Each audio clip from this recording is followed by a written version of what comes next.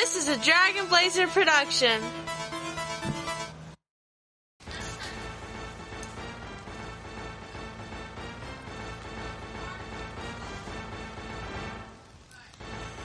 Coming down the aisle, the podcast tag team champions of the world, the Rage and Blaze Show.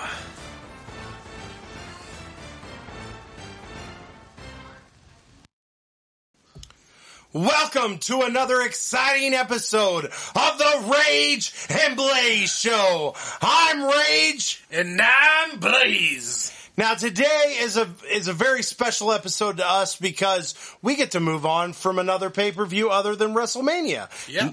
Not that we don't like WrestleMania. We absolutely love WrestleMania. But we're just a little excited to move on and check out the early days of some of the other major pay-per-views that WWF, now WWE, has to offer.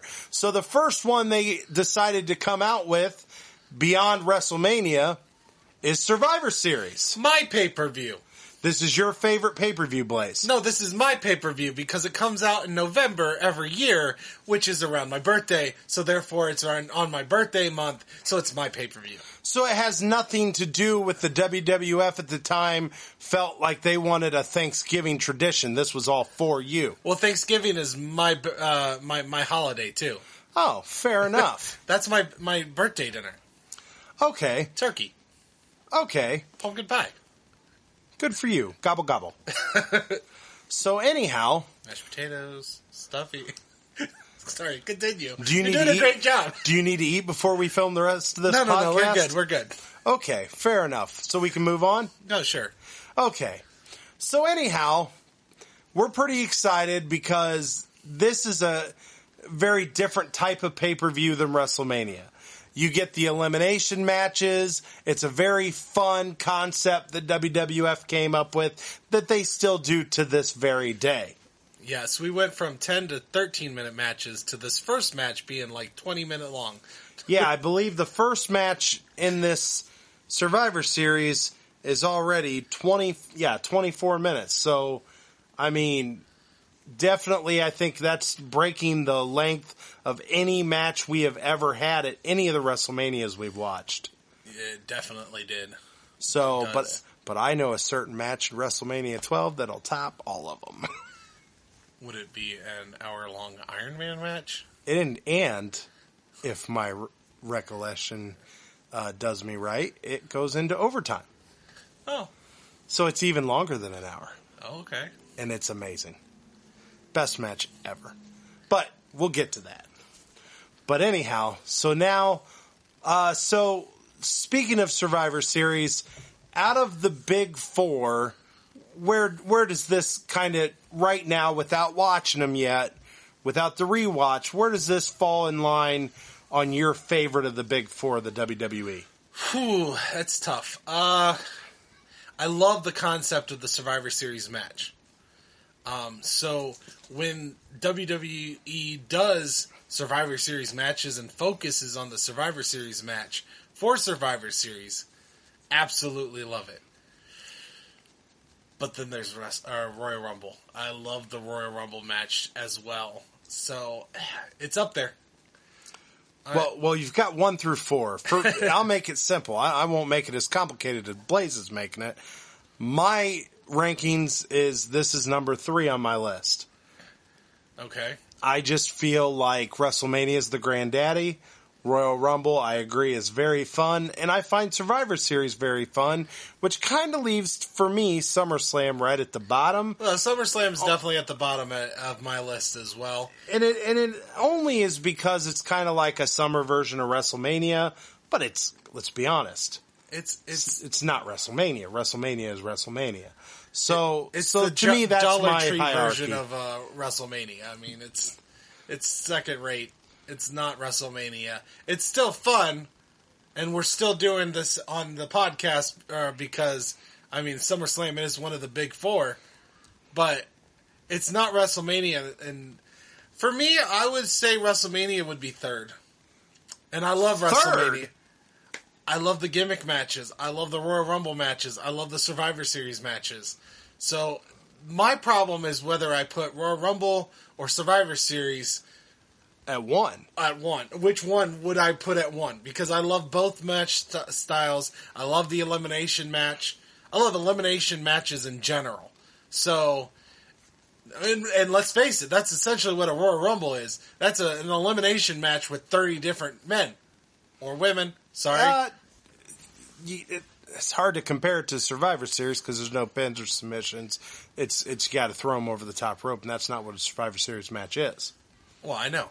But it's still elimination. You're still, Fair enough. You don't win the match by getting that pin or throwing them over the rope. You have to throw out more. You have to throw everyone out. You have to be the last man standing, and I like that style of match. Definitely. It is definitely a fun one. I can't wait to get to the Royal Rumble. But we just brought up SummerSlam, and I'd like to talk about SummerSlam for a minute here. I don't know if you have been following the Rage and Blaze Show Facebook page or the Rage and Blaze Show Instagram page. Yeah. Uh-huh. Okay. Or at Ricky Rayberg. I don't really follow that on Twitter. I don't follow that one. Well, anyhow, you definitely should be following these pages because just today, actually, which I know this won't drop until Saturday, but as of today of this recording, I just posted a This Day in History that's very interesting that leads to a SummerSlam that I remember very well. And that was the day that Matt Hardy came back to Monday Night Raw after being fired for, I think, 3 months. Comes back to Monday Night Raw, attacks Edge not once but twice. And then the second time he does it in the middle of the Kane Edge match. And he goes out there, attacks Edge. Then he grabs a microphone. He says, "I'm going to make your life miserable." And he even says Adam. Doesn't call him Edge. Calls him by his real name. Then he says, "I'm going to make your life miserable," referring to Lita. And then he tells the WWE, "You can kiss my ass."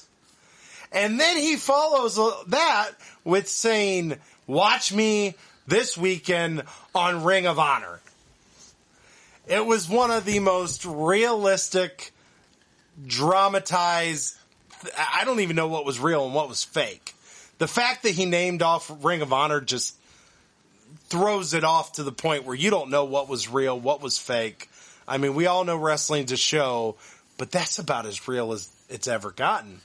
So anyhow, that led to a SummerSlam match. And it got me kind of reminiscent. I was playing on the WWE Network. And, that was the one that Hulk Hogan faced Shawn Michaels. And then you had the Edge and Matt Hardy match. And that was a really fun one. And I really can't wait to get to that. Oh, we got a little whiles to go. But if you follow along on the Facebook and the Instagram and the Twitter and you see me post these things, we can revisit this and talk about it. We don't have to wait for that episode. So I'm just letting people know, you follow that Facebook, you follow that Instagram, you follow that Twitter, you can join the conversation. Tell us what you think about these history and wrestling that we've been posting. And did you see whose birthday it was the other day? Gilbert. Yeah, one of the greatest WWE superstars of all time, right? Now, sure. Now, I like to think that moment when Matt Hardy came there and talked about Ring of Honor and everything, that was the start of Matt Hardy breaking. Oh, so that is the catalyst. The beginning of Broken Matt Hardy? The beginning of Broken Matt Hardy right there. Is that so? That's the way I like to think of it. Yeah, maybe so. Hard to say. I guess if your girlfriend cheated on you, I suppose that would be the beginning of Broken Matt Hardy. So it makes sense. All right, so let's go ahead and get started with the first ever edition of Survivor Series that took place November 26th, 1987. Let's do this. Let's do it. Okay, so the first thing we get on this Survivor Series is they let us know that they're in Richfield, Ohio. Ohio! So they're right in our backyard. We're what? Maybe an hour away from Richfield? Yep. I think we're about 60 miles from Richfield. So this is pretty exciting to know that the very first Survivor Series is right in our backyard. I never knew that. It's pretty cool. Didn't know that either. Okay, so then we get introduction of Gorilla Monsoon and Jesse the Body Ventura. They introduce them. And then after that, we get a interview with the first team with team captain Honky Tonk Man. Uh-huh. And on his team, he has Dangerous Danny Davis, the King Harley Race, Hercules, The demigod. and the Cowboy Ron Bass. Or no, I'm sorry. I think it was the Outlaw Ron Bass. But he comes out dressed as a cowboy. Yeah, I was the outlaw. And they have in their corner Bobby the Brain Heenan and the Mouth of the South, Jimmy Hart. And I have a feeling we're going to see a lot of these two. Just the way that they manage all these teams. I just have a feeling we're going to see a lot of these two throughout this pay-per-view like we have in all the other WrestleManias. Yeah, I think we will. Okay, so next thing we get to meet the next team, which is team captain Macho Man Randy Savage. Oh, yeah. And on his team, he's got Brutus, and finally, The he is Barber! the Barber Beefcake. We get Jake the Snake Roberts, Hacksaw Jim Duggan, Ho! and Ricky the Dragon Steamboat, and in their corner, they have the beautiful Miss Elizabeth. So this match kicks off. It's Brutus the Barber Beefcake versus Hercules. They start for their team, and they also go through the rules. Earlier on, they tell us the rules of a Survivor Series match. They tell how you can get eliminated. And because keep in mind, this is the first ever Survivor Series pay-per-view. Now, I would like to go through those rules because Go ahead. We got some ones that are not. I don't think really used these days. The first one is, of course, pinfall. Of course. Second, obvious submission. Yep. Now, back then, apparently, you could get taken out by countout, which we will see a Okay. few times. Then there was the ref could kick you out by injury. By injury, yeah. If they deemed you unable Unfit. to continue with the match. And then disqualification. Of course. So, So, this match, like I said, starts off Beefcake and Hercules. And, it's actually a pretty good back and forth match. I actually thought this match was a lot of fun. I'd also like to point out that there was 5-on-5 where in today's Survivor Series, and it'll be interesting watching through these Survivor Series to see when that changes. exactly when that changed. Heck, we could get into this Survivor Series and find out there is 4-on-4 matches. There wasn't really no lockdown set, but we traditionally know most Survivor Series are No, I- 4-on-4. I kind of feel like when they were doing these 5-on-5, that was because they had a captain. I don't feel like they do a captain as much these days. So I feel like that captain's what is taken away. Yeah, I don't know. I still think they kind of do. They had. They made it a big deal, but I still remember watching the Survivor Series matches and leading up to it. It was always like, oh, it's Team Hogan versus Team, whoever, and it was always kind of mentioned who the big deal was. So I don't know if it was in here. You've got the announcers basically talking about how, the team captains get to choose who starts off in the ring.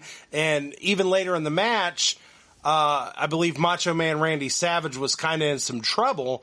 And they even kind of made the comment about, if they lose their team captain, what kind of chance do they have to win this match?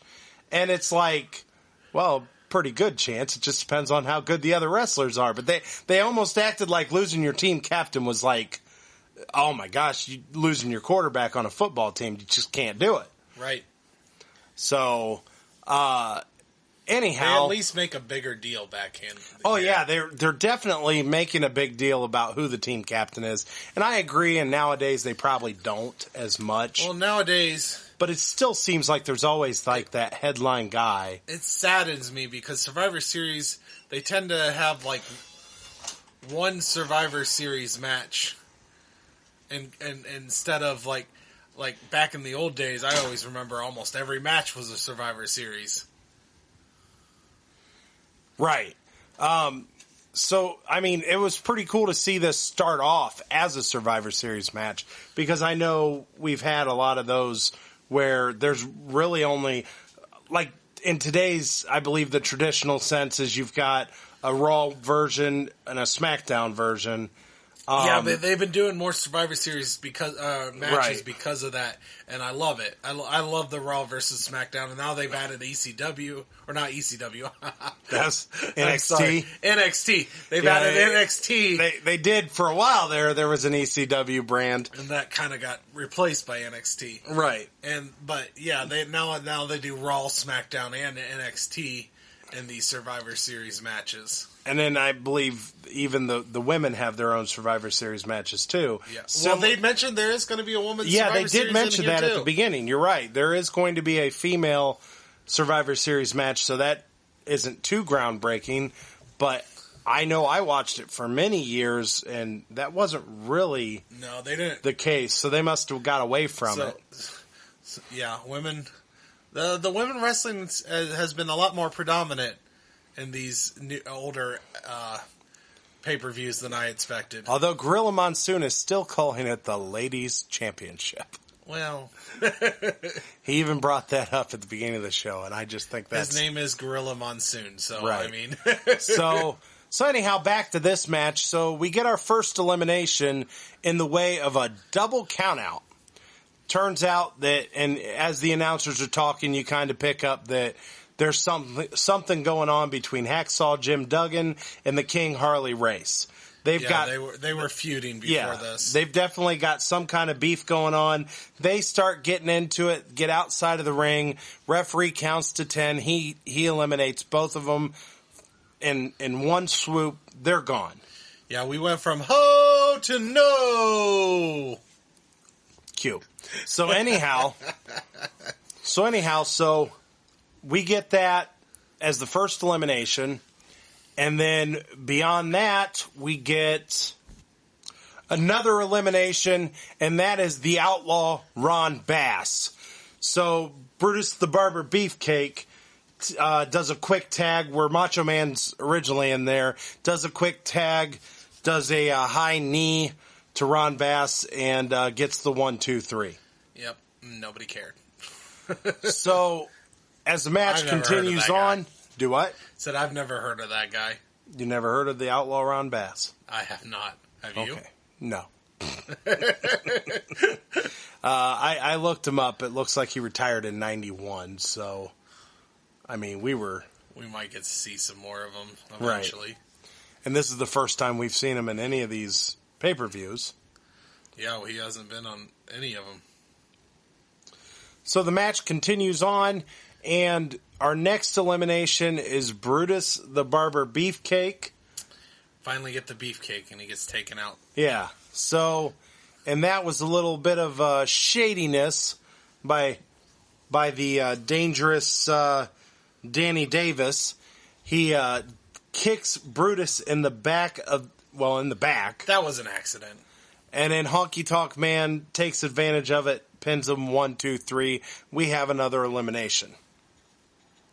So then moving on again, we have our next elimination is that same dangerous Danny Davis gets in the ring with Jake the Snake Roberts, and after a DDT, 1, 2, 3, dangerous Danny Davis is gone. So now we're down to 3 versus 2. Kind of surprised that Danny Davis is in 2 of these pay-per-views. He hasn't really shown any kind of interest. He's kind of... Yeah, he definitely looks out of sorts with the kind of the big boys. This was actually a very well done match. Oh, it's fun. It was a very, very fun match. A lot of good spots. Not that he did anything to take away from the match. He just didn't do anything to add to it. We've had 2 matches with him, and he's just... I get that. He's eh. Eh. So then, as we've got 3 versus 2, the next elimination goes to Hercules. Which is bullcrap. This is a demigod. How are these mortals doing anything against the almighty Hercules? Well, because, I mean, you're looking at real-life superheroes here, and superheroes can defeat demigods. I don't understand. He's Hercules. So then all you have left is the Honky Tonk Man, and they have fun with him. It's the best way I can tell it. They had a lot of fun. Kind of punishing and beating him up to the point where he hightails it out of there after Macho Man finally gets his hands on him, and you can tell there's something going on there where there was a feud back then too. So he hightails it out of there. They count the 1 all the way down to 10, and he's eliminated due to count out. He realized that his stove was on, and he really needed to get back home. I don't understand why you think he was running away. Honky Tonk Man is not a coward, Rage. He had to get home. You know, he didn't want his house to burn down. Well, he certainly looked like a coward.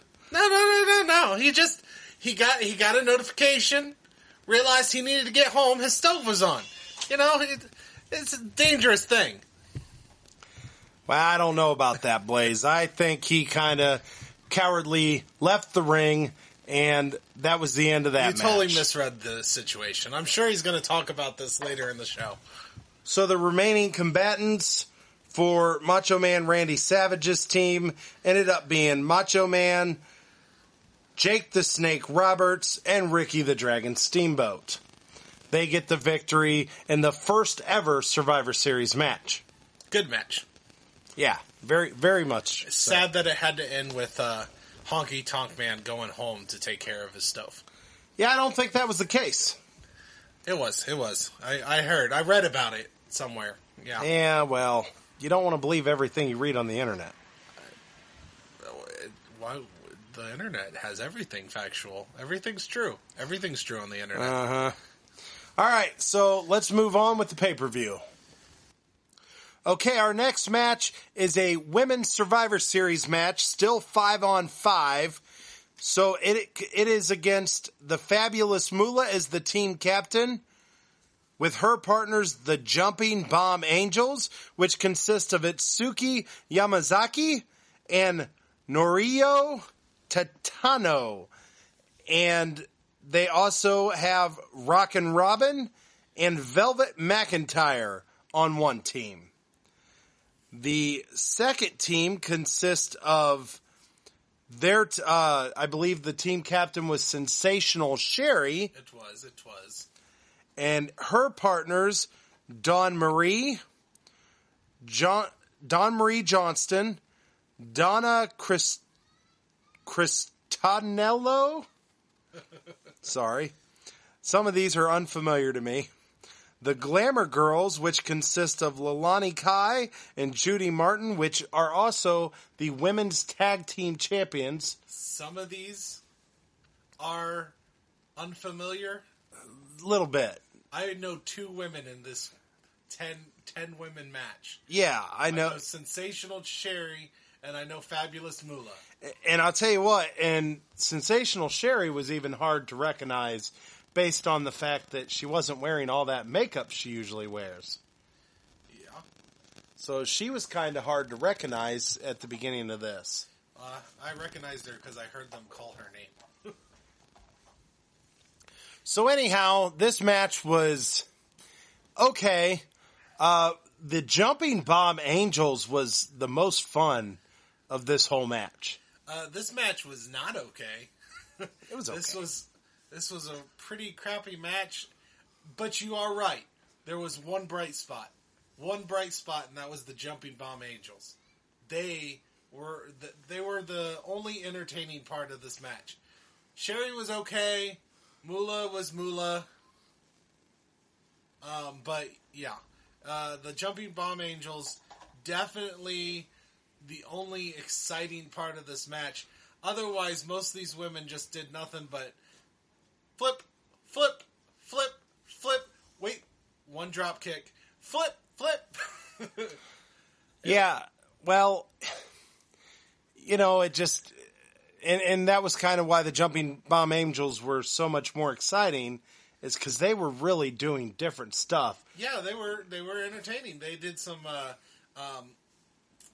underhook suplexes that were fun. Some off the top, moves. Off the top rope stuff. They were definitely fun to watch. It kind of saddens me that I don't remember them, because it seems like they would have been a fun team to watch back then. Well, there's one thing about remembering, and there's another thing about never seeing them before in your life. Yeah, but I've never seen these women before in my life. I guess what my point is as exciting as they are, you would think we'd have seen them more back then, which means we would probably have remembered them. Is that fair to say? Fair to say. Okay, so the winners of this match, the last two remaining, was the Jumping Bomb Angels. This is so bad we don't want to talk about who gets eliminated. I'm going to be honest with you. I couldn't keep track of the names. Velvet McIntyre. Okay, go ahead. Gets the first takeout. Takes out Donna Christanella with a... She gets on her back and does like a sunset flip pin. After that, we had Rockin' Robin taking out Dawn Marie. It was unremarkable. Sensational Sherry then takes out Rockin' Robin. They kind of get her on the outside, or over by the turnbuckles. Double team her ever a little bit and takes her out. Then Glamour Girl Judy Martin takes out the Fabulous Moolah, which that was kind of a surprise because they took out the captains. Yeah, both team captains got eliminated in this one. Don't remember who took out Sensational Sherry. Was it Velvet McIntyre? Yeah, I think it was. I believe it was. Yes, it was Velvet McIntyre because she does the exact same on the shoulder sunset flip to Sensational Sherry, takes her out. Then Leilani did this. She had her up on her had her up on her shoulders. Yeah, had Velvet McIntyre up on her shoulders. Then slingshots her off the ropes, slams her down, and then pins her.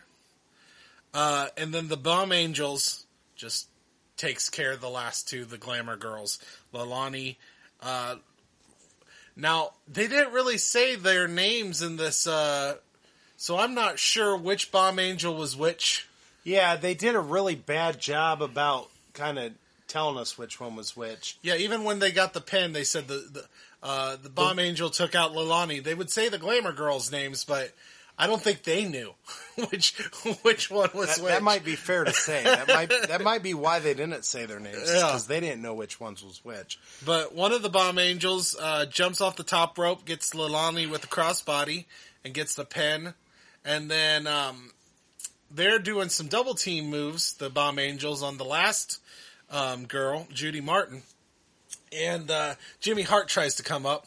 I'm pretty sure he noticed something. He wanted to talk to the referee about it. Is that right? Yeah. I also want to mention that Jimmy Hart, this is the first time we've seen him come out with one of the ladies. This is true. Yeah. And we've already seen Jimmy Hart in this pay-per-view once with the first team, and here he is again, second team. Just managing literally everyone. Kind of makes you wonder how many times we're going to see Jimmy Hart tonight. Anybody that gives him a $5 bill, I think he manages. But they, the Bomb Angels give him a little bit of a drop kick and knock him out of the ring, and then they do with the worst camera work ever. Yeah. One of the Bomb Angels get at the top rope. Now, I think right before it cut, it was like a flying clothesline finish. But then they cut away from the excitement in this ring, which this was actually one of the few times that was an exciting part of this match. They cut away to show Jimmy Hart writhing on the floor. Yeah, and then one of the Bomb Angels got the 1, 2, 3. I'd like to also kind of point out, I noticed that Jimmy Hart's jacket said the Glamour Girls on the back. Yeah, he was the manager of the Glamour Girls. I'm aware of that. My question is, and the reason I bring it up, how many jackets does he has to bring to a show like this? 23. 23.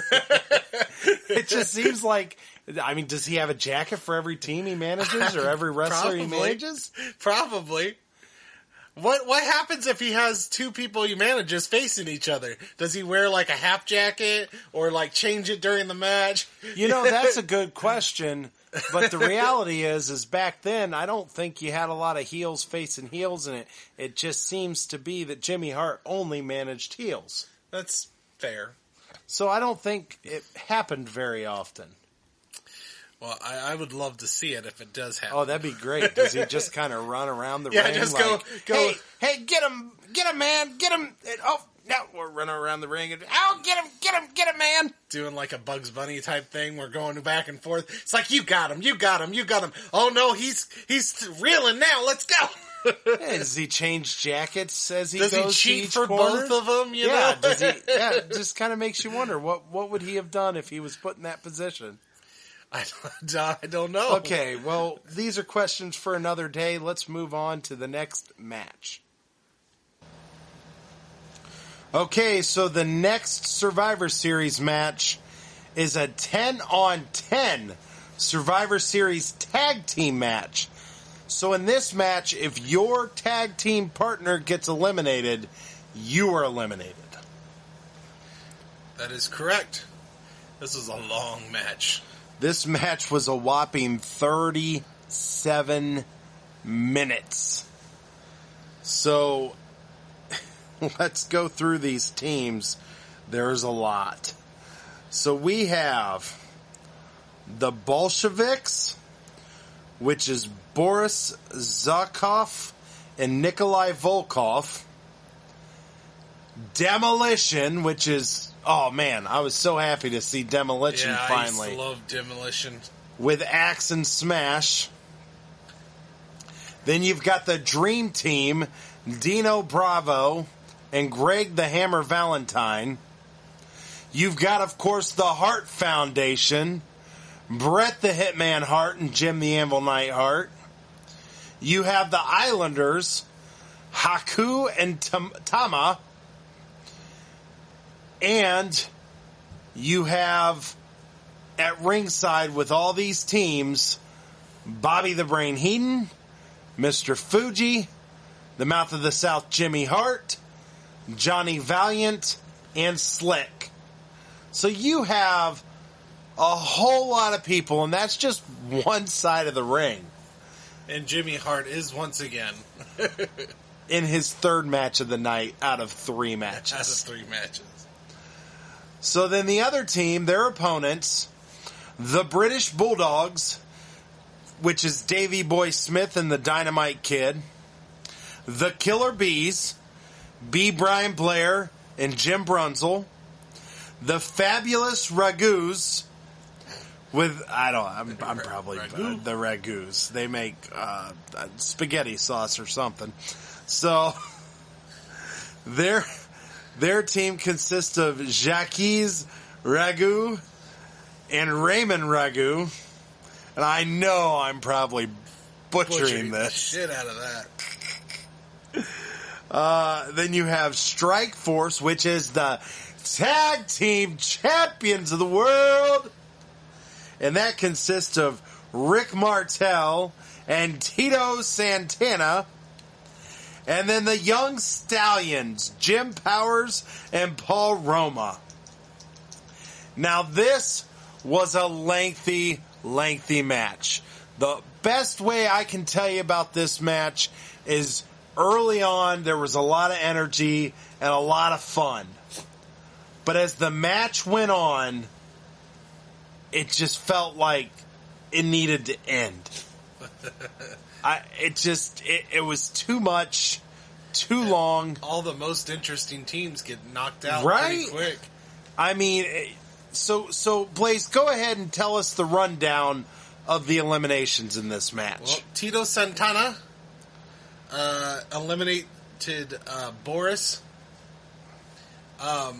Also, I'd like to point out that got a little racy again with I think Jesse Ventura. Jesse the Body kept calling him Chico.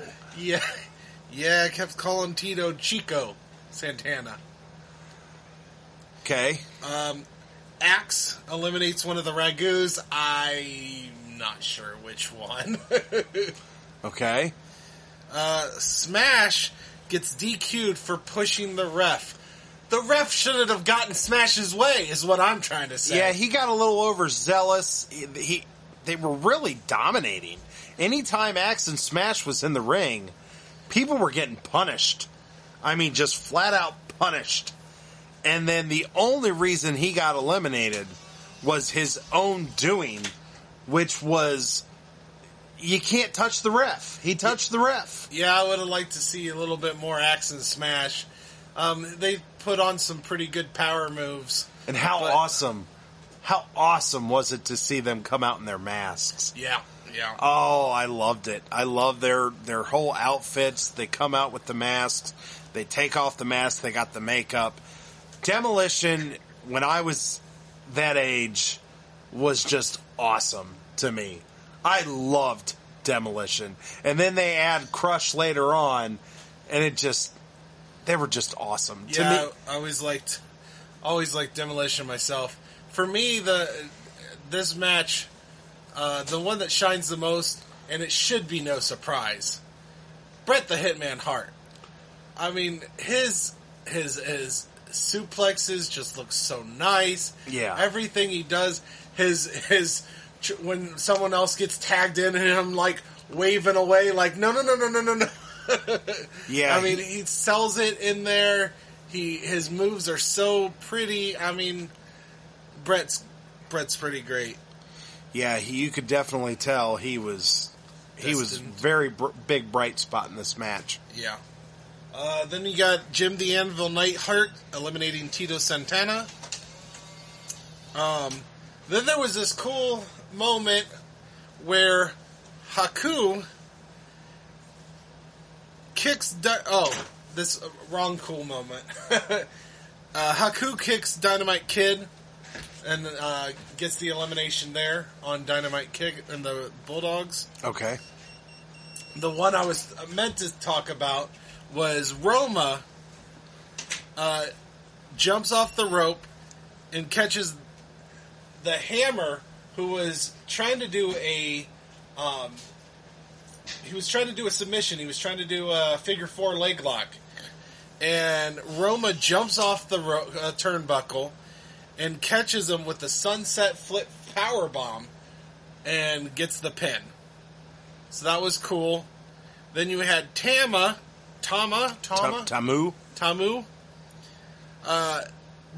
Bret the Hitman Hart is being he's grabbed by Brunzel for what looked like he was about to pick him up for a body slam. Well, Tamu drop kicks Bret with the intention of Brunzel falling down on his back and get Bret getting the pin. However, Brunzel flips him and gets the pin instead. So that was a fun little moment. And then, so that leaves you with the Killer Bees, the Wild Stallions, at the end, against the Islanders. And for the most part, the Islanders, they take control of this match, despite the fact they were, overwhelmed. 2 teams versus 1. But then the Killer Bees do some bullshittery. I'm just going to say, bullshittery. because one of the Killer Bees, and even the announcers weren't sure which one, because one of them, they put on mask. The one on the outside puts on a mask, and while the ref is distracted, comes in with a sunset flip and gets the 1, 2, 3. And then the other guy puts on a mask, so the ref has no idea which one's which. Now, wait a second, This is Blaze. like some twin stuff. Wait a second, Blaze. So you're telling me you don't agree with those tactics? No, that's bullshittery.